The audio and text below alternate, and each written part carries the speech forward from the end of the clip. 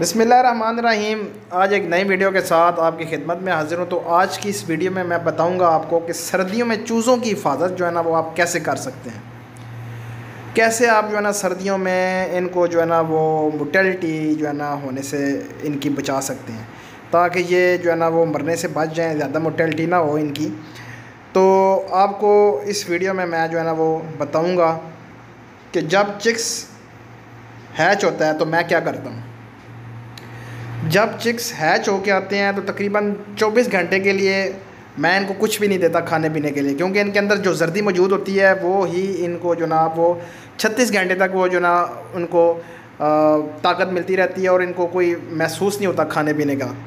तो इसलिए मैं 24 घंटे बाद इनको जो है ना वो खाने के लिए पीने के लिए जो है ना सबसे पहले पीने वाला पानी, चीनी वाला पानी या गुड़ वाला पानी देता हूँ, ताकि इनके अंदर जो थोड़ी बहुत मौजूद हो जर्दी वगैरह तो वो निकल जाती है। तो जब ये हैच होते हैं तो उसके बाद मैं इनको ब्रूडर में रखता हूँ, चाहे गर्मी हो या चाहे सर्दी हो, इनको मैं ब्रूडर में ही रखता हूँ। जब ब्रूडिंग इनकी जो है ना वो कर लेता हूँ मुकम्मल, वो होती है जी तकरीबन मैं इनको 20-25 दिन जो है ना वो ब्रूडर से बाहर नहीं निकालता, क्योंकि ब्रूडर से बाहर निकालूंगा तो अभी तो सर्दी है, सर्दी में इन्होंने ऑटोमेटिकली जो है ना वो मर जाना है सर्दी की वजह से। तो गर्मी में भी जनाब मैं वो 15 से जो है ना वो 18 दिन इनको ब्रूडर में ही रखता हूँ, ताकि ये जो है ना वो अच्छी ग्रोथ कर जाएँ। जिस तरह एक माँ की जो है ना वो हीट होती है उस तरह उनको मिलती रहे। तो गर्मियों में भी और सर्दियों में भी ब्रूडिंग लाजमी है, सबसे पहला स्टेप ये होता है। फिर इनकी साथ साथ जो होती है वो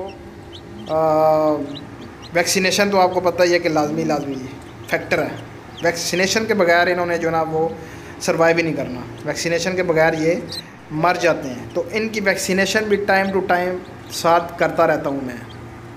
वैक्सीनेशन में सबसे पहले मैं इनकी जो है ना वो लासोटा कर देता हूँ, NDIB, लासोटा और गम्बोरो की वैक्सीन, फिर दोबारा जो है ना वो NDIB प्लस। तो ये 4-5 वैक्सीनेशन भी साथ साथ जो है ना वो महीने में 45 दिन में इनकी मुकम्मल करता हूँ। और 50वें दिन जाकर मैं इनको एक बरसा का इंजेक्शन भी लगवा देता हूँ, वो जो होता है दाने वगैरह ना निकलें, इस तरह की जो है ना वो चीज़ें इनके मुंह पे ना निकलें, तो वो भी इंजेक्शन इनको लगवा देता हूँ।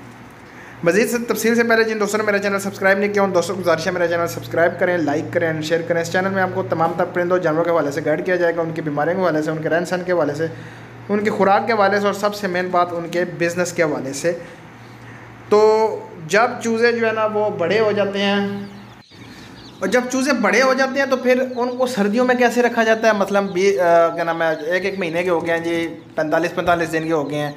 उनको अगर आप आबो हवा सही तरीके से ना देंगे, जो हवा उनके जो है ना शेड से क्रॉस ना करेगी, तो फिर उनको जो है ना वो बीमारियों का शिकार हो जाएंगे, आंखों का मसला हो जाएगा उनका, और काफ़ी सारी बीमारियां जो है ना वो आपके शेड में आना शुरू हो जाएंगी। इसलिए आपने जो है ना वो उनको ठंडे टाइम जो है ना वो आपने हवा नहीं लगने देनी, लेकिन जब धूप वगैरह निकलेगी तो फिर आपने उनका जो शेड होगा उसको आगे से जो है ना वो तरपाल वगैरह जो भी आपने लगाया वो आपको हटाना पड़ेगा, ताकि इनको जो है ना वो, और पीछे से भी जो है ना वो शेड के दोनों तरफ से जो है ना वो क्रॉसिंग के लिए दोनों जगह पे जो है ना हवा के लिए क्रॉसिंग के लिए जाली मौजूद होनी चाहिए, तो तब ही ये सर्वाइव कर पाएंगे। क्योंकि सर्दियों में दोस्त ऐसा करते हैं कि उनको जनाब बिल्कुल ढांप देते हैं, हवा ही ना लगे जनाब, उनको रोशनी न जाए अंदर।